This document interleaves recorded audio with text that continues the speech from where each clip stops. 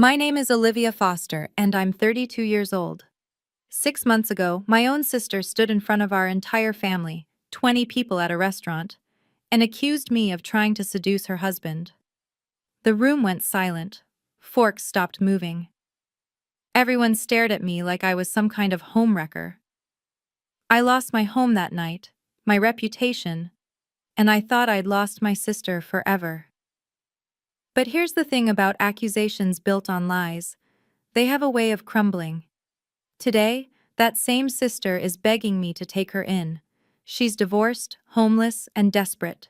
What she doesn't know is that I've been holding on to something our grandmother left me, something that changes everything. If you're watching this, please subscribe and let me know where you're watching from. Now let me tell you how this all started. Looking back, I should have seen it coming. Being single at 32 meant I had no voice in family decisions, despite paying all the house bills. When Grandma Eleanor passed 2 years ago, she left her beautiful Victorian house to both Lily and me.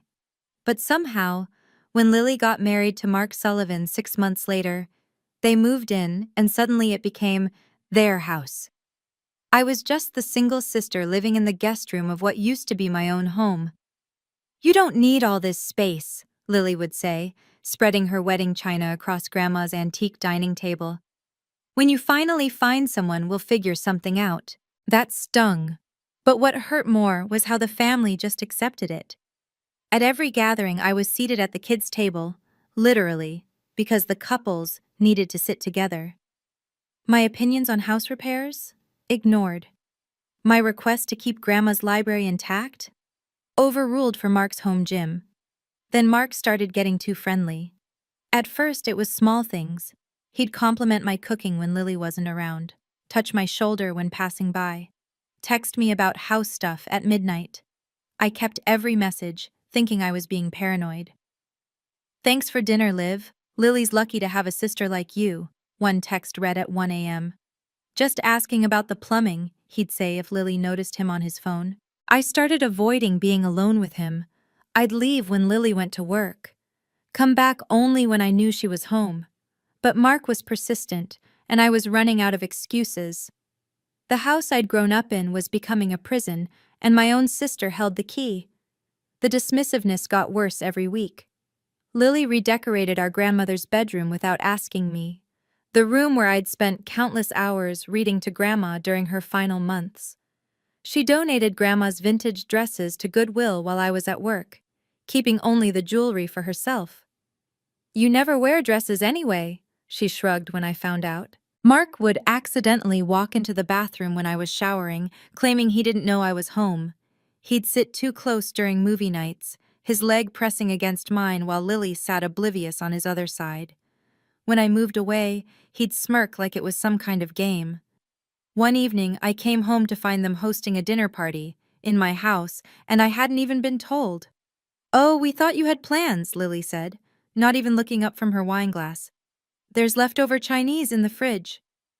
I stood there in my work clothes, watching strangers eat off Grandma's china, and realized I'd become invisible in my own home. That night, I found Mark in my room, sitting on my bed, holding a photo of me from college. "You were beautiful then too," he said, not even startled by my presence. "Get out." "Relax, Liv. I was just looking for the bathroom." "It's not in here, Mark. Leave, now." He stood slowly, deliberately brushing past me. "You really need to loosen up. No wonder you're still single." When I heard Lily's footsteps on the stairs, my heart sank. She appeared in the doorway, saw Mark in my room, and her face went cold. But not at him, at me. "I need to talk to you about boundaries with Mark," I said. Her response changed everything. "Boundaries?" Lily laughed, but it was sharp, dangerous. "You're the one who needs boundaries. Mark told me how you've been acting around him, flirting, making him uncomfortable." My stomach dropped. "That's not—" "Several of our cousins work at your architecture firm, Olivia. One word from me about your inappropriate behavior, and how do you think that'll go?" I realized then what I stood to lose. My reputation at Foster & Associates, where I'd just made senior architect. The Victorian house that held every Christmas morning, Every birthday, every last conversation with Grandma. My relationship with our extended family, who already saw me as the difficult sister for being career-focused and single. The next day, Mom called. "Your sister is worried about you. She thinks you might be lonely enough to do something regrettable." Mom, that's not what's happening. Honey, I know being single at your age is hard, but Mark is Lily's husband. You need to respect that. Even my own mother had been turned against me.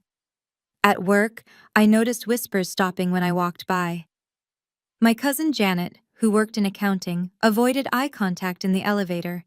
The narrative was being written without me, and I was cast as the desperate spinster trying to steal her sister's man. That evening, I found Lily crying to Aunt Patricia on speakerphone. "I don't feel safe in my own home," she sobbed.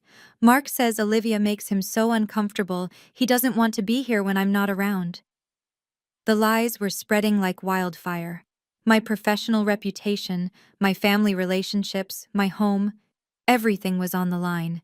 And Lily knew exactly what she was doing. This wasn't about Mark's behavior, this was about the house. It had always been about the house. The pressure intensified when Mark made his move. He cornered me in the kitchen one morning, sliding a check across the counter. 50,000, he said. "For your half of the house. More than fair, considering." "Considering what?" "Considering you'll need to relocate anyway, for everyone's comfort." I pushed the check back. "This house is worth 4 times that." "Not with your reputation." His smile was cold. "Who's going to believe you? The single, desperate sister who tried to break up a marriage?" That afternoon, Lily escalated. She called our cousins, our aunts, even Grandma's elderly sister in Florida. Each conversation painted me darker. By evening, I'd received 6 texts from family members suggesting I get help or take some time away. At work, my biggest client, who happened to be married to Mom's best friend, requested a different architect for their project. Just to avoid any awkwardness, they said. I was being systematically destroyed. But that night, while looking for my birth certificate to open a new bank account, preparing for the inevitable, I found something in Grandma's room that changed everything. Hidden in her jewelry box, behind the fake bottom I'd helped her install years ago, was a USB drive labeled, "For Olivia, when you need it." I didn't watch it yet. Something told me to wait, to let Lily and Mark think they'd won. But I called David Thompson, my friend from law school who'd become a successful estate attorney. "David, I need you to check something. Did my grandmother file any additional documents before she passed?" His response made my hands shake. "Actually, yes. A new will, properly notarized and witnessed. But Olivia, why don't you already know about this?" I was starting to piece together Grandma's final chess move. I confronted Lily that night while Mark was at his weekly poker game. She was sorting through Grandma's china, marking pieces with sticky notes, probably deciding what to sell. "We need to talk about Mark's behavior." She didn't even look up. "You're jealous of my happiness. He texts me at midnight. He comes into my room." "You're pathetic." She finally met my eyes. "Do you know how embarrassing it is? Having a sister who throws herself at any man who shows her kindness. Control your husband, Lily. Maybe if you had one, you'd understand boundaries." "I understand that your husband is—" The front door opened. Mark walked in, supposedly from poker, but I could smell perfume. Not Lily's brand. "What's going on here?" He moved to Lily's side immediately. "Olivia's making more accusations," Lily said, her voice trembling perfectly. Mark's face hardened. "She knows about the texts, Olivia. I told her you've been reaching out to me, begging me to meet you alone. It's sick." I stared at him. "You told her I've been texting you?" I showed her everything. He pulled out his phone and there they were, messages from my number I'd never sent. "Please meet me tonight. Lily doesn't have to know. I need you." My hands went cold. They'd planned this, every detail. "Those aren't real." "Stop." Lily stood up. "Just stop. I can't do this anymore. I want you out." "This is my house too."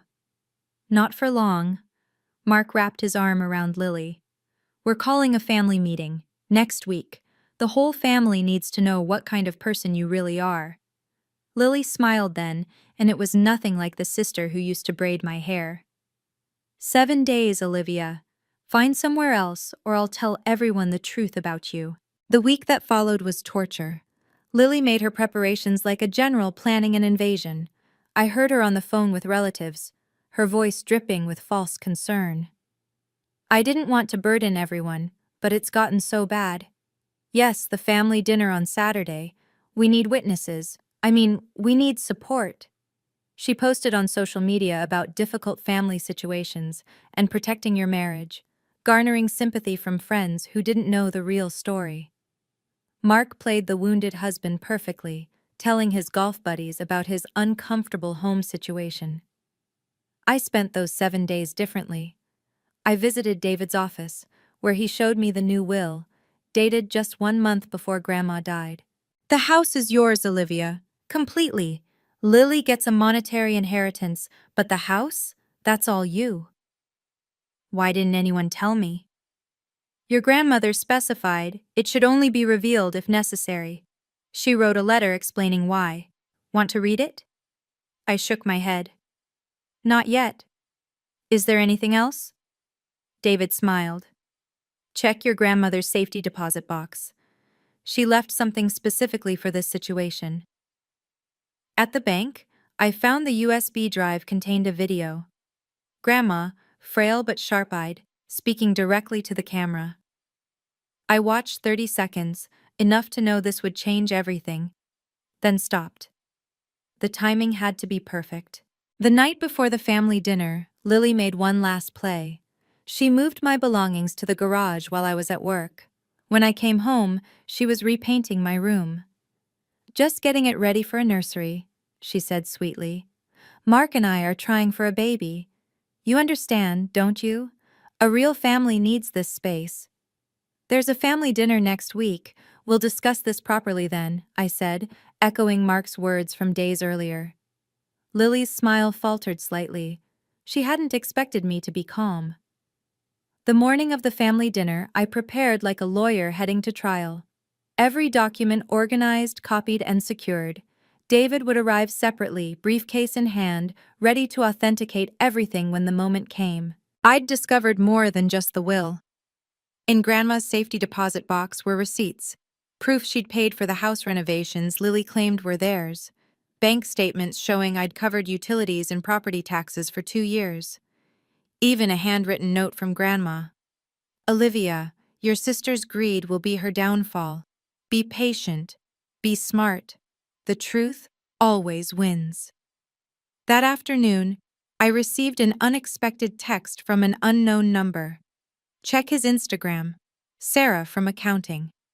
Sarah Chen from Mark's company. Her Instagram told a story. Photos at conferences where Mark appeared in the background, weekend team-building trips, and one particularly damning image. Mark's reflection in her wine glass at a restaurant dated last week when he was supposedly at poker. I screenshot everything, not for revenge, but for protection. Then I noticed something else. The perfume I'd smelled on Mark? Sarah had posted about her new signature scent just days ago. The same brand was visible in her car selfie from yesterday. David called with one final piece of information. The will has an interesting clause. If Lily contests it or tries to force you out before it's revealed, she forfeits her monetary inheritance too. Grandma thought of everything. She knew her granddaughters well. Oh, and Olivia? I'll have the video ready to play on my tablet. The restaurant has a screen in the private dining room. I put on my best dress, the one Grandma bought me for my college graduation. If I was going to be put on trial, I'd look like the professional I was, not the desperate spinster they'd painted me to be. If you've ever been falsely accused by family, you know how isolating it feels. Nobody wants to take sides, everyone just wants peace. But sometimes, peace comes at the cost of truth. Before I continue with what happened at that family dinner, I want to ask, have you ever had to choose between keeping family harmony and standing up for yourself? Let me know in the comments. And if you're finding value in my story, please hit that like button. It really helps me know I'm not alone in this. The day before the dinner, memories of Grandma kept surfacing. 6 months before she died, she'd pulled me aside during Sunday lunch. Olivia, I've taken care of everything. When the time comes, you'll understand. I'd thought she meant funeral arrangements. Now, sitting in my car outside the restaurant, I understood she'd seen this coming. She knew Lily's nature, the jealousy that masqueraded as superiority, the greed dressed up as entitlement. The USB drive was in my purse, David had the authenticated will in his briefcase, and I had 6 months of Mark's inappropriate texts backed up to the cloud. But I wouldn't use them unless necessary. This wasn't about destroying Lily, it was about truth. My phone buzzed, another unknown number. Mark's with me right now. He doesn't know I'm texting you. S. Sarah. She was with him hours before the family dinner where he'd play the victimized husband. I screenshot that too. David texted, "Your grandmother was smarter than anyone knew. The will isn't just about the house. There's a condition about Lily's behavior. If she's proven to have lied about you or tried to force you out, she loses everything. Even her cash inheritance. Why would Grandma do that? There's a letter explaining. Want me to read it at dinner? Just wait for the right moment." I thought about Lily and me as children, sharing a bedroom, whispering secrets after lights out. When did my little sister become someone who would destroy me for a house? Walking into the Golden Palace restaurant, I saw our family through the windows. 20 people about to witness either my humiliation or my vindication. Aunt Patricia was already there, sitting next to Mom. Cousins, uncles, even Grandma's sister had flown in from Florida. They'd all come to watch me fall. They had no idea what was really about to happen. Before entering the restaurant, I needed one more piece of evidence. I called Sarah Chen. "You don't know me, but—" "I know who you are," she interrupted. "Mark talks about you. A lot. It's weird how obsessed he is with you." "Obsessed?" "He shows me your photos. Says you're pathetic, but he can't stop talking about you. How you dress, what you cook, how you smell. It's creepy. That's not why I'm with him, though." "Then why?" "He promised to leave his wife. Been promising for 6 months, but today he said after tonight he'll be free to do whatever he wants. That you're being handled." My blood ran cold. "Sarah, he's using you." "I know. Found out he's been seeing someone else too. Rebecca from legal. I'm done with him. Want some ammunition?" "What kind?" Screenshots of him bad-mouthing his wife, calling her stupid, saying she's frigid, that he only married her for her inheritance. Also, he's been looking up the value of your house, has a realtor ready to list it. Send me everything. Within minutes, my phone flooded with evidence. Mark hadn't just been unfaithful, he'd been planning this takeover for months. One text to Sarah stood out. "Once we get the sister out, I'll convince Lily to sell. She's too dumb to realize the house is worth a fortune. Then I'll divorce her, and we can be together." Sarah sent one more thing. A voice recording of Mark from that morning. "After tonight, Olivia will be destroyed. The whole family will think she's a homewrecker.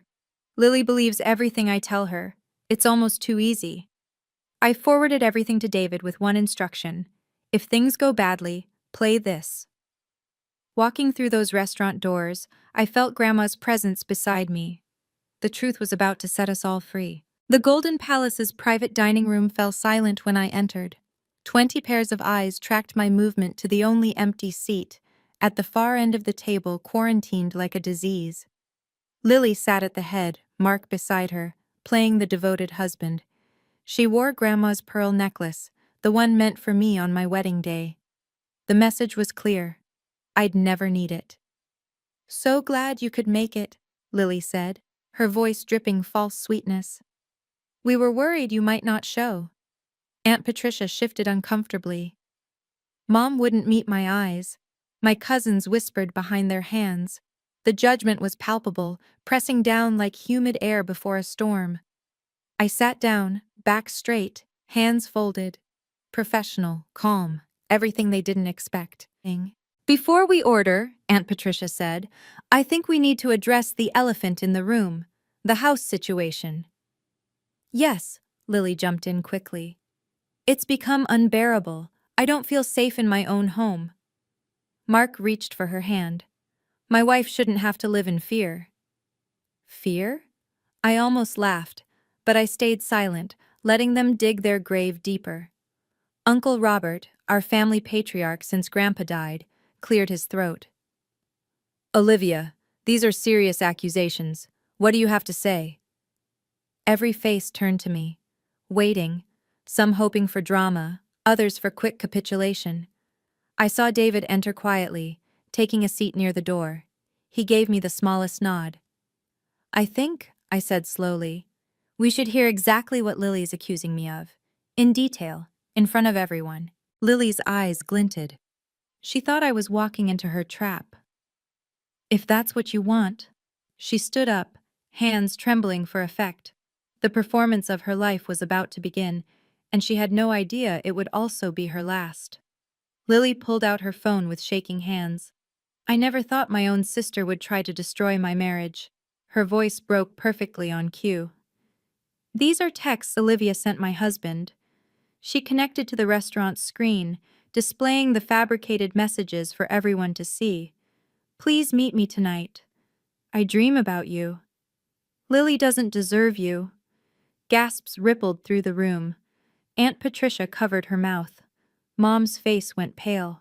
And there's more. Mark stood, playing his part. She comes into our bedroom when Lily's at work, leaves notes under my pillow. I've tried to be kind, understanding she's lonely, but it's become harassment. That's enough, Uncle Robert said. But Lily wasn't done. She walks around the house half-dressed when Mark's home. She accidentally touches him every chance she gets. Last week, I found her in our bed, claiming she was looking for something. The lies stacked up like kindling, each more outrageous than the last. My cousin Janet was recording on her phone. Others looked at me with such disgust I wanted to scream. But I stayed silent, calm, waiting. I think it's best if Olivia moves out immediately, Lily concluded, tears streaming down her face, for everyone's safety and peace of mind. The room erupted, voices overlapped, some defending me half-heartedly, most supporting Lily. This was her moment of triumph. She'd won, or so she thought. I stood slowly. The room quieted. Are you finished? I asked. There's nothing more to say, Lily sniffled. The evidence speaks for itself. It does, I agreed. But first, ask Mark about Sarah.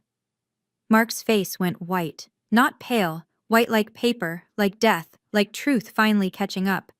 I don't know what you're... Sarah Chen, from accounting, or would you prefer we discuss Rebecca from legal? Don't try to deflect, Lily snapped, but I saw the flicker of doubt in her eyes. This isn't about Mark's colleagues. You're right, it's about the truth. I pulled out my phone. Mark, would you like to explain this text you sent Sarah this morning? I read it aloud. After tonight, Olivia will be destroyed. Lily believes everything I tell her. It's almost too easy. That's fake, Mark slammed his hand on the table. She's making things up. Am I? I turned to the screen. Should I show everyone your Instagram activity, or the hotel receipt from last Tuesday when you were supposedly at poker? The room buzzed with confusion. Lily grabbed Mark's arm. Don't let her manipulate you. She's desperate. Mom finally spoke. Olivia, even if Mark... That doesn't excuse what you've done. The family rallied around Lily again. My evidence of Mark's cheating only made me look more guilty, like I was trying to break them up. She's clearly obsessed, Aunt Patricia said. Now she's stalking his social media? This is sick, someone muttered. I felt the walls closing in. Even with proof of Mark's infidelity, they'd twisted it to support their narrative. The desperate spinster trying to destroy her sister's marriage. Uncle Robert stood. I think we've heard enough. Olivia, for the sake of family peace, you need to move out. Tonight. I agree, Mom said quietly, and that betrayal cut deepest. I looked around the table at faces I'd known my whole life. Not one person defended me. Not one questioned Lily's story. I'll move out by month's end, I said. Lily smiled triumphantly. Tonight. Month's end, I repeated. But first, ask Mark about Sarah. The truth always finds its way out. Always. 6 months later, everything had changed. I'd moved into a nice apartment downtown, using the money I'd saved for house repairs. Lily and Mark had lasted exactly 3 more months before Sarah Chen showed up at their door, pregnant and demanding answers. The divorce was ugly. Mark had been cheating with 4 different women, all of whom came forward when Sarah posted the evidence online. Lily lost the house in the settlement. Mark's lawyer argued she'd inherited it jointly, making it marital property. Without the real will revealed, she couldn't prove otherwise. Now, at 2 a.m. on a rainy Tuesday, my phone rang. Lily. Olivia? Her voice was broken, real this time. I'm sorry, I'm so sorry. What do you want, Lily? I have nowhere to go. The divorce took everything. Mark convinced me to put his name on the house deed. I was so stupid, so blind. I listened to her sob, genuine tears this time. Can I stay with you? Just for a while?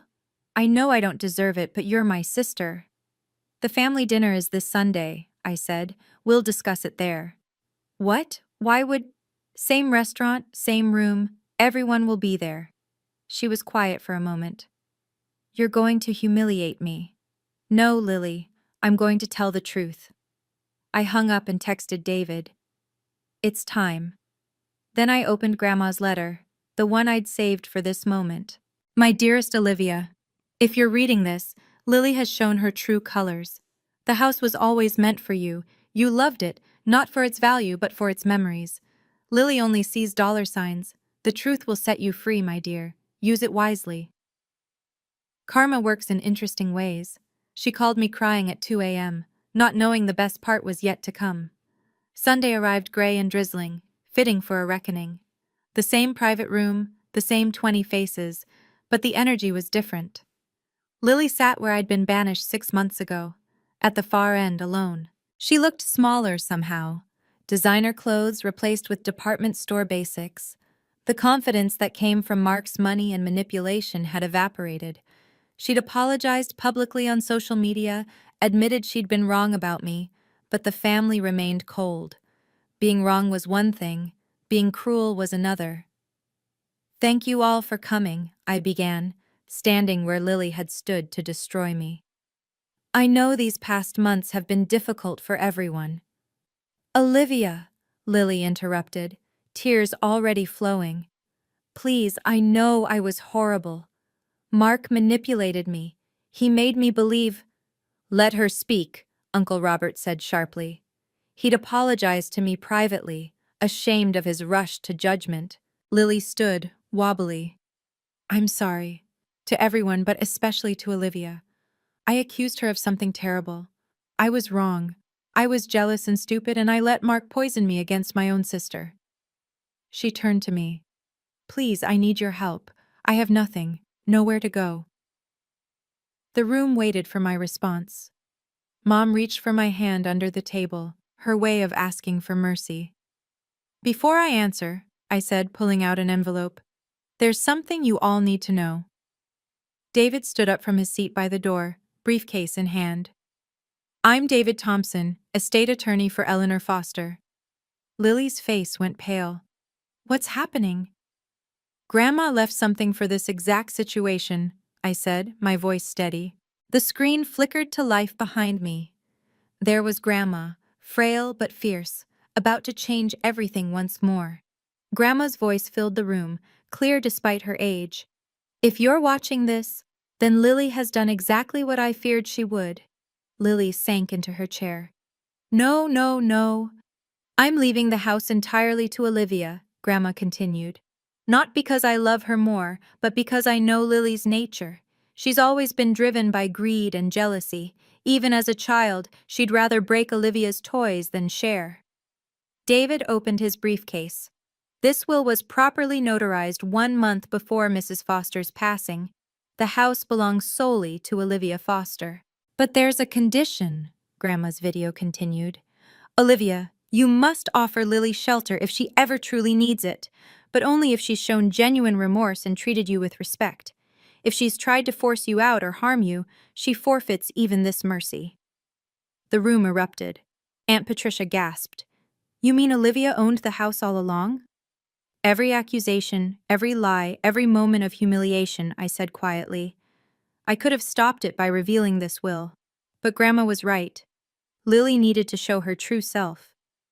"The original will," David added, "which Lily knew about, left her $200,000 cash. But there's a clause. If she attempted to force Olivia from the house through deception or manipulation, she forfeits everything." Lily was sobbing now, not the practiced tears from 6 months ago, but raw, ugly crying. "You knew? This whole time you knew?" Grandma said, "Olivia has always been the responsible one. The house is hers alone." I quoted the letter. "She saw through you, Lily. She always did." Mark had been right about one thing. Lily had been too easy to fool, but he never imagined she was being fooled by everyone, including the grandmother she'd outsmarted. This moment, watching the truth finally come out, was both satisfying and heartbreaking. Family shouldn't come to this. But sometimes, protecting yourself means revealing hard truths. If you've made it this far, you understand that family dynamics can be complicated. What would you have done in my position? Would you have revealed the will immediately or waited like I did? Share your thoughts below, and don't forget to subscribe if you want to hear more stories about standing up for yourself with grace. The silence stretched until I broke it. 30 days, Lily. You have 30 days to find alternative housing. Olivia, please. That's more generous than the week you gave me, more time than you allowed me when you threw my belongings in the garage. But I'm your sister. Yes, which is why you're getting 30 days instead of tonight. I kept my voice level, professional. I'll help you find an apartment. I'll even cover your security deposit, but you will never live in Grandma's house again. Lily stood up, desperate. I have nothing. Mark took everything. I lost my job because of the stress. Please. You had everything, I replied. A sister who loved you, a grandmother who provided for you, a house to share. You threw it all away for greed. This is cruel, she whispered. No, cruel was fabricating evidence to destroy my reputation. Cruel was turning our mother against me. Cruel was trying to steal my inheritance while smiling in my face. Mom spoke up. Olivia, she's learned her lesson. Can't you forgive? I do forgive her, Mom. But forgiveness doesn't mean forgetting. It doesn't mean enabling. Lily needs to face the consequences of her choices. Uncle Robert nodded. The girl's right. Lily made her bed. 30 days, I repeated. I'll have movers help you pack. But understand this, Lily. You're not entitled to my help. This is mercy, not obligation. David handed her a formal notice. This is legal documentation of the 30-day period. After that, any attempt to enter the property will be considered trespassing. Lily took the paper with shaking hands. For the first time in her life, she was facing real consequences. No one to manipulate, no one to blame, just the truth, cold and undeniable. The family's reaction was immediate and telling. Aunt Patricia reached across the table to squeeze my hand. Olivia, I'm so sorry. We should have believed you. We were all fooled, Uncle Robert admitted. Lily put on quite a show. Mom was crying quietly. I failed you, my own daughter, and I chose to believe lies over your character. You believed what you were shown, I said gently. Lily and Mark were very convincing. Still, Mom pulled me into a fierce hug. I should have known. You've never lied to me, never been cruel. I let my fear of family conflict blind me to the truth. One by one, family members approached to apologize. Janet from accounting admitted. Several of us suspected something was off. Mark was too smooth, too prepared, but we were cowards. Why didn't you say anything? I asked. Because Lily was so convincing, and it was easier to believe you were desperate than to believe she could be that cruel. Meanwhile, Lily sat alone, abandoned even by those who'd supported her before. The same people who'd recorded my humiliation now avoided her eyes. Mark had already been excommunicated from family events, but Lily's betrayal cut deeper. She was blood, and she'd chosen greed over family. "Can I at least visit Grandma's grave?" Lily asked suddenly. "To apologize?" "The cemetery is public," I said. "But know that she saw this coming. She tried to protect both of us, me from your greed, and you from yourself." "I forgive, but I don't forget," I added, looking directly at her. "Trust, once broken, needs time to rebuild. Maybe someday we can be sisters again. But that day isn't today." The family nodded in agreement. Boundaries weren't cruel, they were necessary. The 30 days passed quickly. Lily found a small studio apartment across town, a far cry from Grandma's Victorian, but clean and safe. I kept my word about the security deposit and first month's rent, transferring the money directly to the landlord. "Thank you," she texted. Nothing more. The consequences rippled outward. Without Mark's connections, Lily struggled to find work in her field. The divorce had revealed her role in trying to force me out, making her toxic to employers who valued integrity. She eventually found a position at a call center, honest work, but humbling for someone who'd lorded her marketing director title over me. 3 months after the revelation, she sent a longer message. "I'm seeing a therapist. She says I have narcissistic tendencies learned from watching Mark. I'm working on it. I know you don't owe me anything, but I wanted you to know." I helped her find a better job through a contact who didn't know our history, not out of obligation, but because Grandma would have wanted me to show mercy once Lily showed genuine change. The position paid less than her old job, but offered stability and a chance to rebuild. "Why are you helping me?" she asked when I sent her the job listing. "Because you're still my sister. But understand this.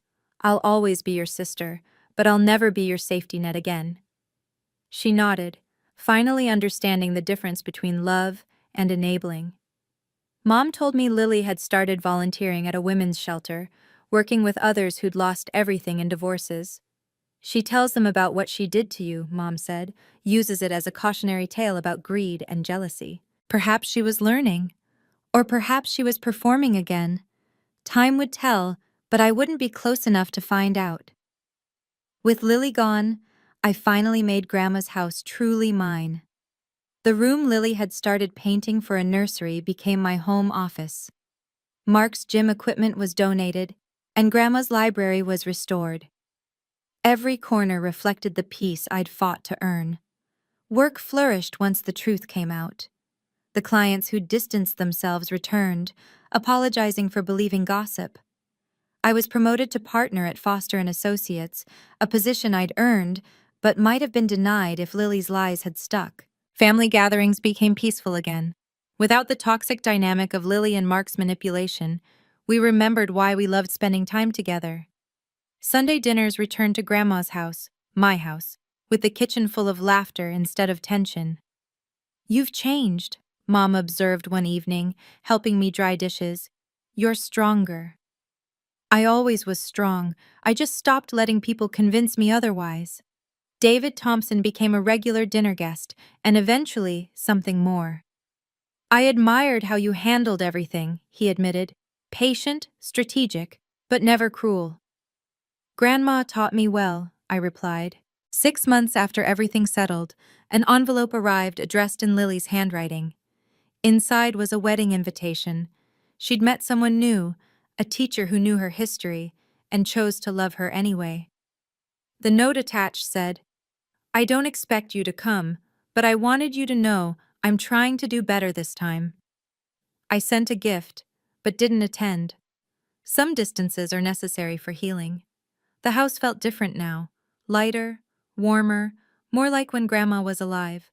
Her portrait smiled down from above the fireplace, and sometimes I could swear she was proud. Sometimes the best revenge is simply living well, surrounded by people who respect you, and boundaries that protect you. Looking back now, a year after that second family dinner, I understand what Grandma tried to teach me. Boundaries aren't walls built from hatred, they're fences built from wisdom. They say, "I love you, but I love myself too." Lily sends Christmas cards now.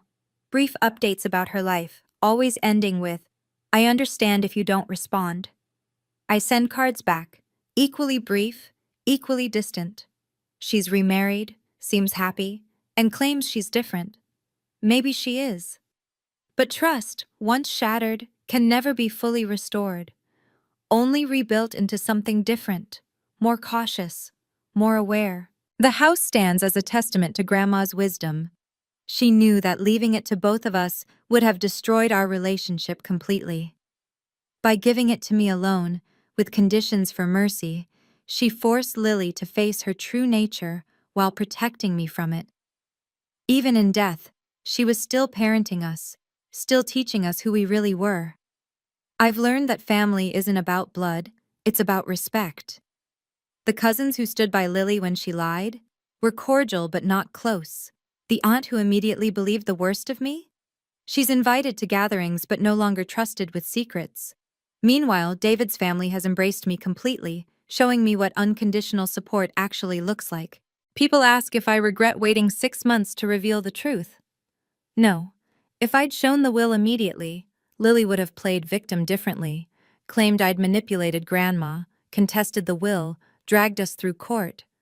By letting her think she'd won, she revealed her true character to everyone. The family needed to see what she was capable of, and she needed to face real consequences. Setting boundaries doesn't make you cruel. Protecting yourself doesn't make you selfish. And sometimes, the most loving thing you can do for someone is let them face the results of their choices. The Victorian house is filled with new memories now. Dinner parties where everyone's welcome, but drama isn't. Holiday gatherings where love is unconditional, but respect is required. Quiet mornings in Grandma's garden where I remember her words. The truth always finds its way out, dear. Our job is just to be patient enough to let it. Family isn't about blood, it's about respect. What boundaries have you had to set with your family? How do you balance love with self-protection? Share your story in the comments below. Sometimes knowing we're not alone in these struggles makes all the difference. Remember, you deserve respect, especially from those who claim to love you. Never let anyone, not even family, convince you otherwise. Thank you for listening to my story. It wasn't easy to share, but if it helps even one person stand up for themselves, it's worth it. Setting boundaries with family is one of the hardest things we can do, but sometimes it's necessary for our own well-being. If my story resonated with you, please like and subscribe. Share your own experiences in the comments. How do you maintain boundaries with difficult family members? And remember, you deserve respect, especially from those who claim to love you.